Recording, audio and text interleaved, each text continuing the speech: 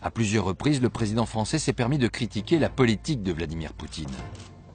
Le président russe n'a jamais réagi à ces attaques, mais lors d'un tête-à-tête, Nicolas Sarkozy va lui en donner l'occasion.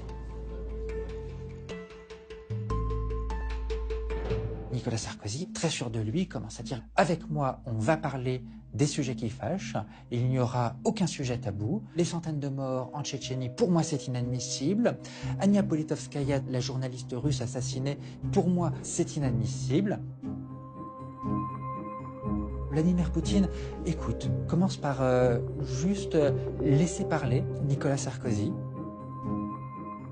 Il l'observe et il laisse un temps de silence. Un temps de silence qui d'ailleurs installe une certaine gêne. Et puis il prend un air un peu narquois et lui demande « C'est bon, t'as fini là ?»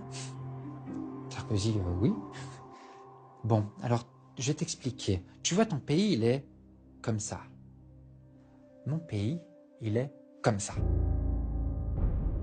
Alors maintenant, de deux choses l'une. Ou bien tu continues sur ce ton et je t'écrase, ou alors tu arrêtes de parler comme ça et tu verras, tu viens juste de devenir président de la France, mais je peux faire de toi le roi d'Europe.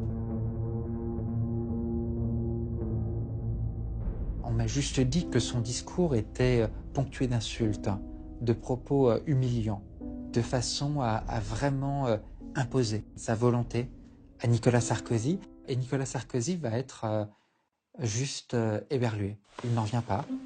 Et Nicolas Sarkozy va avoir du mal à s'en remettre. Il est encore sous le choc de cette conversation lorsqu'il se présente à sa conférence de presse. Mesdames et messieurs, qu'est-ce que vous préférez, que je réponde aux questions? Alors, y a-t-il des questions? Dans la salle, tout le monde s'en rend compte. Et les journalistes s'amusent à penser que la rencontre avec Vladimir Poutine a été un peu trop arrosée de vodka. Les commentateurs de l'époque avaient oublié que Vladimir Poutine, lui, ne boit pas ou pratiquement pas, et Nicolas Sarkozy non plus d'ailleurs. On a eu cette interprétation sur la soi-disant ivresse de Nicolas Sarkozy, alors qu'il était en fait simplement KO debout du fait de l'humiliation que venait de lui infliger Vladimir Poutine. Nous avons évoqué tous les sujets, la Tchétchénie, la journaliste,